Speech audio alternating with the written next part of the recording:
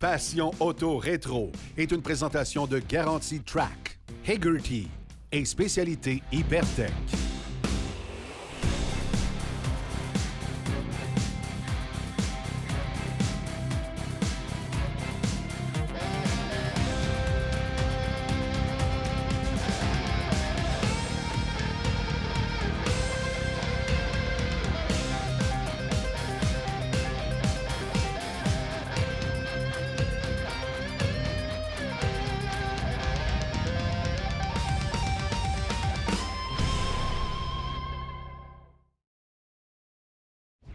Bonjour à tous, bienvenue à Passion Auto Rétro. Aujourd'hui, c'est du Moulin des Jésuites de Charlesbourg qu'on vous présente l'émission. Cette semaine, on rencontre M. Gaétan Giroux qui nous présente sa Toyota Celica Supra 1984. Restez là.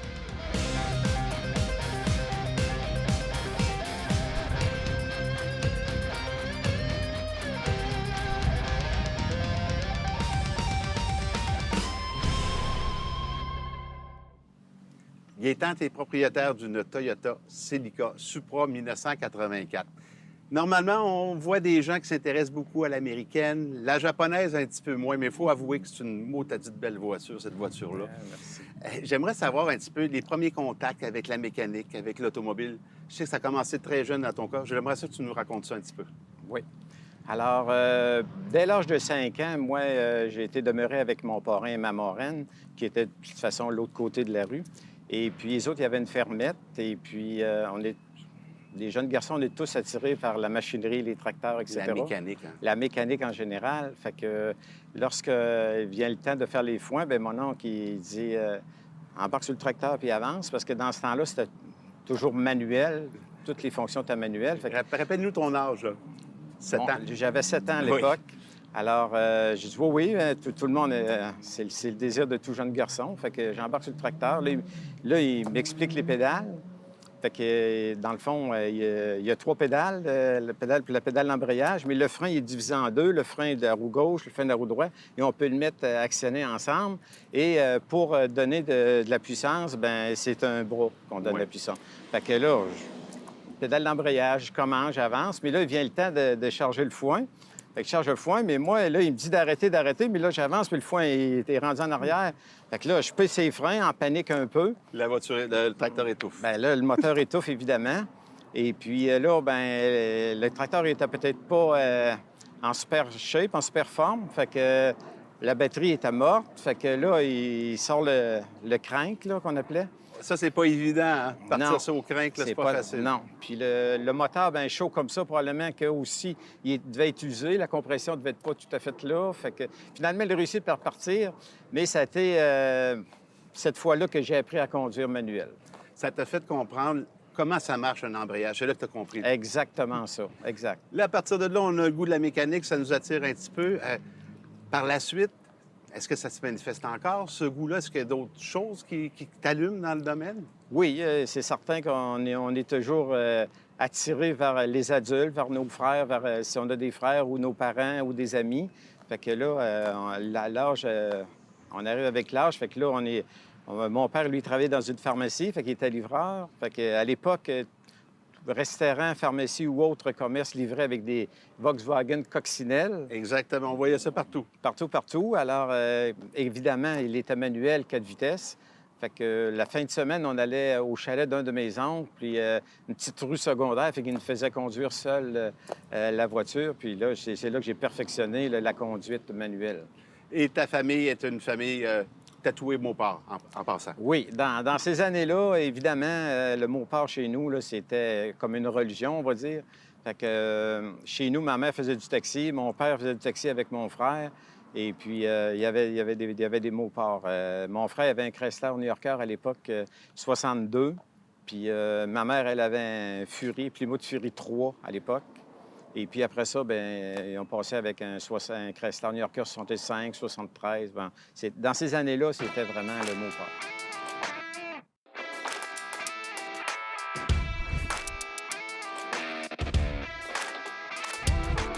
Cette semaine, dans le volet de Mario Lacroix, on va parler de système de rafraîchissement pour les habitants automobiles. Mais là, on est dans les années 30, là, Mario. Oui, on parle, c'est inventé dans les années 30, mais surtout utilisé plus dans les années 50, qu'on a commencé, 40-50, le Air Cooler. Il y a eu plusieurs marques. Il y a eu le Thermador, le Classic Air, le Allstate, puis le Highline. En tout cas, bref, le principe demeurait le même.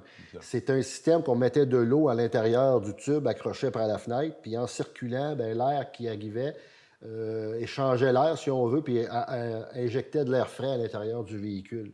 Il y a même des modèles qu'on a ajouté des copeaux de bois à l'intérieur, puis il y avait certaines odeurs qu'on pouvait mettre pour rafraîchir en même temps l'air, dans le sens que un sambon, comme on pourrait dire, là, appelons ça comme ça. Et on pouvait franchir une distance jusqu'à 240 km quand même avec le système. Alors ça a été utilisé, bien sûr, jusqu'à l'apparition des vrais airs climatisés, là. Mais aujourd'hui, dans les expositions, c'est le fun d'en retrouver, puis ça fascine encore les gens parce que il n'y en a pas beaucoup qui ont connu ça. Puis l'avantage, c'est que ça ne prend pas d'énergie pour fabriquer le froid comme un air climatisé. Exactement. Voilà. Merci, Mario. Merci. Les conseils du pro est une présentation de Fitzbach Garage, votre atelier mécanique pour voitures anciennes. Aujourd'hui, André, pour le conseil du pro, on entend souvent dire que les voitures anciennes, leur moteur surchauffe.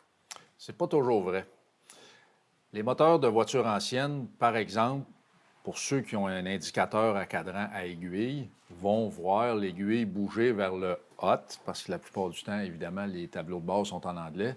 Ça ne veut pas dire qu'on est en mode surchauffe. Par contre, si toutefois le véhicule, par exemple, crache du liquide de refroidissement par le bouchon du radiateur et qu'on est convaincu qu'on est en surchauffe, d'ajouter ou d'arroser le radiateur à grande eau avec le boyau de jardin, c'est une bonne façon de déterminer il est où le problème.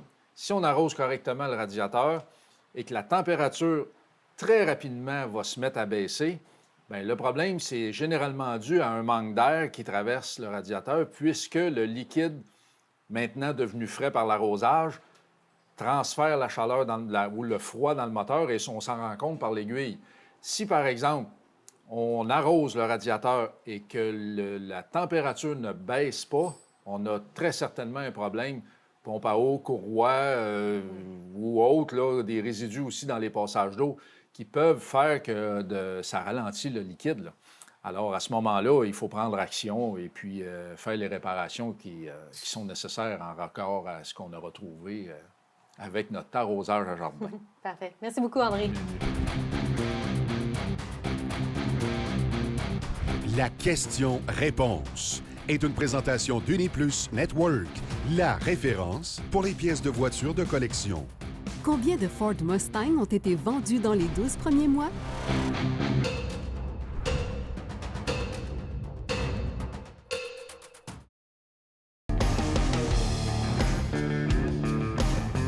« 417 000 Ford Mustang dans les 12 premiers mois ont trouvé preneur, dont 22 000 la première journée. La Mustang fut lancée à la mi-1964 sous le leadership de Lee Iacocca.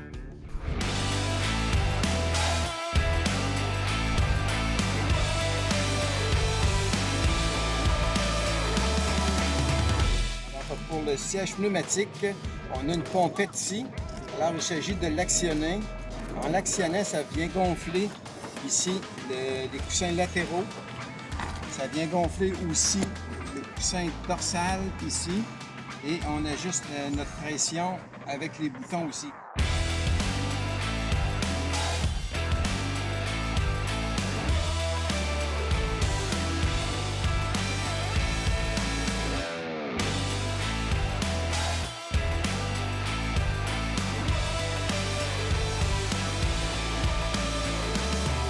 Gaétan, ce qui est particulier avec toi, c'est que tu as acheté cette voiture-là jeune, tu l'as gardée toute ta vie. Pourquoi tu as choisi une japonaise alors que la mode était à l'américaine dans le temps? Et justement, parce que la mode était à l'américaine que j'ai choisi une japonaise, je trouvais qu'au niveau construction du véhicule, la mécanique était plus complète que dans une américaine. C'était mieux construit, c'est sûr. Mieux construit, c'est ça. On peut en parler un peu de la mécanique, finalement. D'abord et avant tout, c'est un 6 cylindres en ligne avec double hub à commande-tête. Et puis, ça a une performance pour l'époque. Il faut se rapporter en 1984. Exact. Elle a 39 ans. Alors, pour l'époque, c'était une voiture performante, plus qu'une Camaro ou une Firebird de l'époque, avec en plus des freins à disque aux 4 roues, ce que l'autre n'avait pas. Suspension sophistiquée aussi, c'est une suspension qui était mise au point par Lotus. Exactement. Suspension indépendante, mise au point par Lotus, évidemment. Alors, ce qui en faisait vraiment une tenue de route exemplaire. D'ailleurs, quand tu conduis cette voiture-là dans les courbes, dans les virages, c'est comme si on serait sur des rails. Et puis, même Julia Roberts, dans le film Pretty Woman, en avait fait mention de cette suspension-là. Alors, vraiment, c'est exceptionnel. Et elle est maniable aussi, très maniable aussi. C'est là la grosse différence avec les Camaros de l'époque qui accéléraient très rapidement. Même là, les moteurs avaient perdu beaucoup de puissance à cause du choc du pétrole. Effectivement. Mais on avait des voitures qui étaient performantes normalement en ligne droite. Et aussitôt qu'on tombait dans les courbes ou en freinage, mais là, on voyait que la Supra prenait le dessus. Exactement. C'était là sa force. Exactement, oui. Si on parle un peu de ses concurrentes, on en a parlé un petit peu. Il y avait la RX-8 de Mazda. Oui. Il y avait la 300Z de Nissan. Exactement. Il y avait également chez Honda la Prélude qui était un petit peu dans le même range aussi. Par contre, on était avec un 4 cylindres avec le Prélude. C'est ça, exactement. C'est vraiment là qu'elle se distingue. C'est là que la différence était, effectivement, oui. Bien, une voiture un peu plus longue aussi qu'une Prélude. Bon, dans les premiers temps que tu roulais la voiture, tu l'as roulée pas 4 saisons. Déjà, au départ, à l'acquisition, tu avais une idée de la garder longtemps. Oui, j'avais une idée de la garder longtemps, donc je ne l'ai pas roulée 4 saisons. Je l'ai roulée 3 saisons. Les premières années, 5-6 premières années, je l'ai roulée tous les jours, du mois de mai à aller aux neiges, au mois d'octobre. Et puis après ça, c'est sûr qu'elle était remisée l'hiver, évidemment. Oui. Mais puis je l'avais fait traiter aussi anti-rouille, même si je savais que je ne la sortais pas l'hiver. Puis c'est comme ça que j'ai pu la conserver dans cet état-là. C'est une peinture d'origine aussi. C'est une voiture que j'avais commandée. Alors, elle est vraiment du point A au point B, du bumper en avant, bumper en arrière, vraiment à mon goût. Après toutes ces années-là, est-ce qu'il y a des choses, as-tu des anecdotes qui sont arrivées avec la voiture? Oui, quelques-unes. Les premières années, on aimait ça. Nous, on était jeunes, hein, finalement, puis on aimait ça aller à Old Orchard. À l'époque, c'était la destination pour les Québécois à aller à Old Orchard. C'est qu'on y allait avec mes amis. Puis on peut dire qu'on allait assez vite. On était jeunes, on allait assez vite. Les limites des vitesses, on s'en préoccupait pas trop. Finalement, je me suis fait prendre avec un radar américain dans l'État du Maine. Puis on va le dire entre nous autres, là, mais j'ai jamais payé la contravention. Ça a été gratuite. On prend ça comme un avertissement. Oui, on prend ça comme un avertissement. D'habitude, la police américaine sont assez pointilleux. C'est peut-être une chance, là. Peut-être une chance, mais à l'époque, peut-être que c'était pas comme aujourd'hui, là.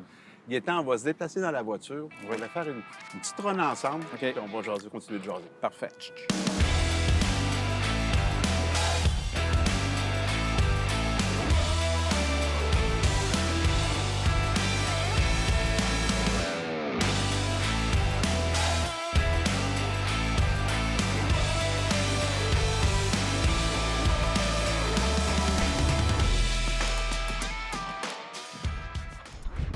Ce segment est une présentation de Les voitures anciennes du Québec.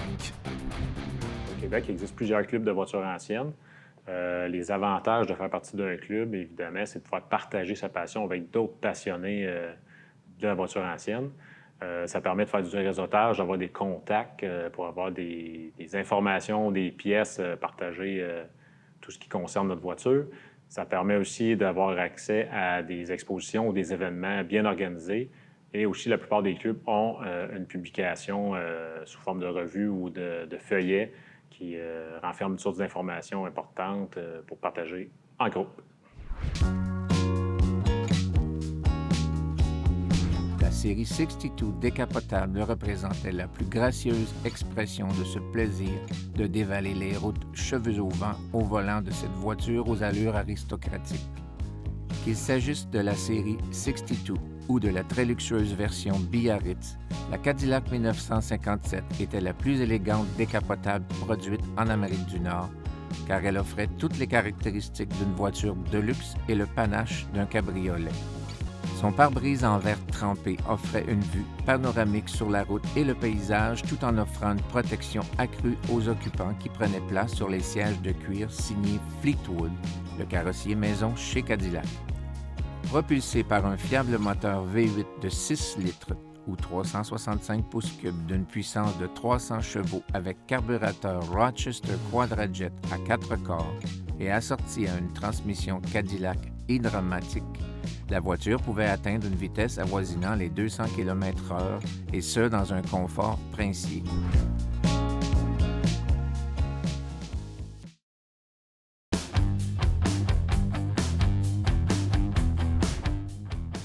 Cette semaine, on est au paradis des maniaques de voitures. Pour les passionnés, on a vraiment tout ce qu'il faut ici, Marc.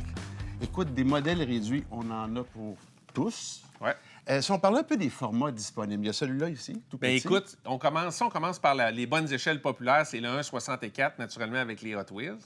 Ensuite, écoute, on a les 1,24 qui sont ici à notre gauche, qui sont très, très populaires maintenant parce que c'est aussi populaire que les 1,18 qu'on avait dans les dernières années, que les 1,24 peuvent l'être parce qu'en fait, les compagnies ont toutes produit les modèles autant que les 1,18, sinon plus, avec 1,24, cette échelle-là, qui est, je te dirais, l'avenir du modéliste puis du die-cast, en fait, en général. C'est vraiment le format le plus vendu, on pourrait dire. Oui, maintenant. Et d'un, le prix est juste. Les détails sur les produits sont excellents. Puis écoute, tu sais, on s'entend que sur une tablette, des 1,24, on peut en mettre plus que, naturellement, les anciens 1,18. Hey Marc, j'ai vu un véhicule Ah vraiment ici qui m'a vraiment impressionné. Écoute, c'est de toute beauté. C'est quelle échelle, ça? Ça, c'est à l'échelle 1,12. 1/12e. En fait, Eh, c'est mon des Dieu. séries à l'échelle 1,12 OK. que les compagnies vont faire beaucoup pour la carrosserie. Autrement dit, ils vont mettre le paquet pour faire une peinture plus que parfaite. Dans ce cas ici, on s'entend que c'est une voiture vedette. C'est du film de partie en 60 secondes. Oui. C'est la Eleonore 1967. Il y a même un numéro tiré à Oui. l'arrière de la voiture. Écoute, là. c'est de 1 sur 500, puis on a la chance d'avoir la numéro 1. Donc, c'est une production très, très limitée, mais d'avoir ça à Québec, on est choyé. Là, j'aimerais ça qu'on se déplace dans une autre section. Là, on va parler de modèles à coller. Tu as tout un mur de modèles à coller. Passant 3000 a fait sa force des dernières années avec le modèle à coller. On y va. Parfait. Là, on rentre dans le paradis des modèles à coller. Oui, monsieur. Bon, dans ce genre de produit-là, Marc, il y a aussi Oui. des échelles, j'imagine. Oui. Mais en fait, dans le modèle à coller, naturellement, il y a les 1,24 qui sont les plus populaires, 1,24 à l'échelle 1,25. Dans les camions, on va avoir du 1,35, du 1,24, on va avoir du 1,16 aussi. 1,16 aussi? Oui, dans les gros formats. Quand là. même, ça doit être... Oui, ouais. mais même dans les voitures, là, si on prend ici la Thunderbird, qui va être à l'échelle 1,16, ça, c'est un modèle qui fait des années que AMT, la compagnie, qui le refont et refont et Ils y refont. vendent toujours, hein? Toujours, parce que c'est une grande échelle. Ça fait une voiture de quasiment, je te dirais, 16 pouces de long. 15, Quand même. Fait que ça fait un beau modèle. Tu vas avoir, naturellement, le moteur à construire, les portières vont ouvrir, le haut arrière. C'est vraiment de quoi de très, très bien. Pour quelqu'un qui veut faire des beaux modèles, là, celui-là, on a choisi le bon. Là. Puis ça devient un passe-temps. Tu peux mettre la couleur que tu veux, Ouais. les vernis Oui, que parce tu que veux. la plupart des modèles sont moulés en blanc. Fait que les gars ou les femmes ou les jeunes qui vont faire du modèle à coller, parce qu'on s'entend que maintenant, les jeunes ont commencé. Oui. Fait que ils vont aimer peinturer, les customiser un peu comme qu'ils voient à la télé, dans leurs films ou peu importe, ou ce qu'ils voient dans la rue ou dans les expositions que vous faites. Bien, ils vont les customiser exactement à la couleur qu'ils veulent. Là. Puis en même temps, ça leur donne l'information de voir comment une voiture est produite, de quelle façon ça semble. On a beaucoup d'informations à aller chercher pour le jeune. Ça Mais les c'est aide. instructif, hein? Oui. C'est vraiment instructif. Tu sais, les jeunes sont bons dans les Legos, mais ils apprennent à faire des briques. Là, maintenant, on apprend à faire la vraie mécanique. Hein, que ce soit une voiture, un avion, un bateau, bien, c'est des vraies pièces. Là. Puis, dans le plan, c'est vraiment indiqué avec les bons noms. Avec les étapes. Marc, dans le cas des pistes de course, on a également le choix de l'échelle de notre voiture. Oui, écoute, si tu veux bien prendre, on a la 1,64 grosseur Hot Wheels, qui était très populaire dans nos années, 70, 72, On se 80, souvient. 90, oui. Maintenant, il y a la voiture à l'échelle 1,43 qui est devenue très populaire, à des prix vraiment populaires pour la famille. Donc, ça va faire des circuits de belle grandeur à un bon prix. Sinon, pour les adultes qui veulent se remémoriser les temps de les anciennes Strombaker, Les muscle cars. les muscle cars. Donc, à cette échelle-là, 1,32, les compagnies font des voitures avec des détails. C'est de la collection pure laine. Là. Avec un 426, c'est encore plus partant. Oui, en plus. Puis, dans cette série-là, bien, les compagnies nous arrivent avec des moteurs, avec des roues, avec des carrosseries, des jupes pour modifier, pour augmenter la performance sur le circuit. Fait que l'ami qui a perdu la semaine précédente peut changer un peu sa mécanique, augmenter sa performance pour l'autre semaine? Oui. Oh, ça fait des beaux défis, ça. En passant, il est obligé de le déclarer avant de commencer les courses. Oui. Ici, on a les fameuses pistes. Oui. Donc, Carrera, qui sont devenus les numéro 1 mondialement, c'est européen, avec les voitures 1,43. Écoute, pour en bas de 150 $, tu peux avoir des circuits de 10 pieds par 4 pieds pour la famille, en fait. Là. Puis c'est une piste de course que dans 25 ans, ça va marcher encore. Je dis tout le temps à mes clients, bien, léguez ça, achetez ça, les grands-parents, pour vos petits-enfants. Dans 25 ans, ils vont l'avoir encore. Puis en plus, ils vont pouvoir agrandir. C'est sans fin. Avec le même transformateur, on peut aller jusqu'à 150, 200 pieds de track. C'est grand, c'est le fun. Là. Puis quel beau hobby rassembleur encore. Oui, c'est vraiment familial, puis des belles soirées entre amis, là, inoubliables. Là. Marc, également en terminant, on peut retrouver ici toute la collection de linge Passion Auto Rétro, casquettes, T-shirts, manteaux, disponibles pignon sur rue ici. Ah ouais, on est bien content d'accueillir cette belle collection. Puis je pense que ça fit avec ce qu'on vend. Donc, les voitures, la famille, puis ta collection, on ne se le cachera pas, est extraordinaire. Je te remercie beaucoup. Puis écoute, merci pour la belle entrevue. Je pense que les gens ont appris plein de choses dans un hobby vraiment, vraiment intéressant. C'est un plaisir. Merci. Toi. Ce segment vous a été présenté par Passe-Temps 3000, le plus vaste choix de jeux et de jouets pour petits et grands.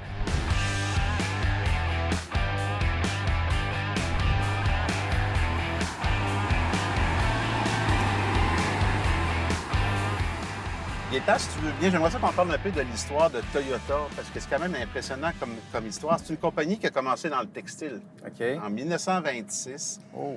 Il a fallu attendre quand même 10 ans avant qu'il commence à s'intéresser à l'automobile. C'est en 1936 que Toyota Motor Co., je dis bien Toyota, Motor Co. a été créé pour devenir Toyota par la suite.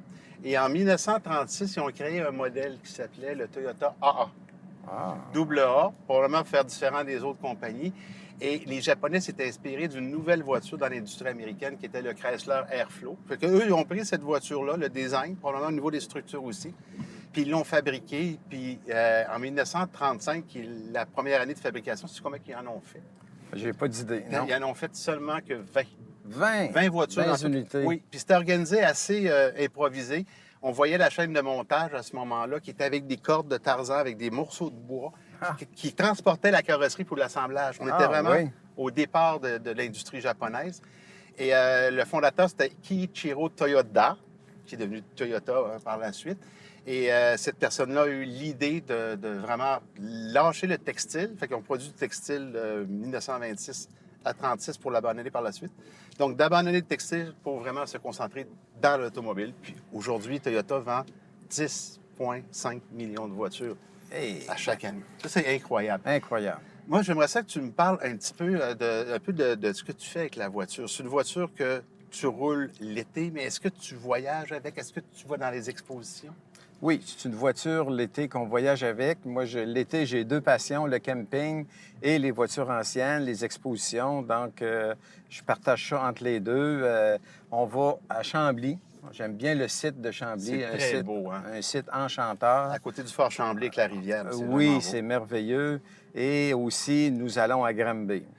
Bien évidemment, à Granby, c'est vraiment plus gros comme site. C'est plus diversifié aussi. Il y a beaucoup plus de véhicules, de marché aux puces. C'est gigantesque. Mais quand même, les deux sites valent la peine d'être vus. Et je participe aussi cette année en tant que bénévole au gala d'excellence des BAH, Belle Auto d'hier, dont je suis membre depuis plusieurs années. Donc, comme tu me disais tantôt, tu reviens à la voiture maintenant antique. Puis l'intérêt pour ça est réveillé. Est réveillé pour l'instant, oui, ça va. Et puis j'aime beaucoup ça. Puis on développe des nouveaux amis aussi. Puis j'aime bien les sorties aussi. J'aime bien le social qui entoure tout ça. Là. Mais écoute, Gaétan, je te remercie beaucoup d'avoir partagé toute cette histoire-là. Je l'apprécie énormément. Un gros merci. Bienvenue. Les voitures de la semaine vous ont été présentées par Uniplus Network, la référence pour les pièces de voitures de collection. C'était Éric Fortier, bien j'espère que vous avez apprécié. Au nom de toute notre équipe, je vous souhaite une bonne semaine et je vous donne rendez-vous la semaine prochaine pour une autre émission Passion Auto Rétro.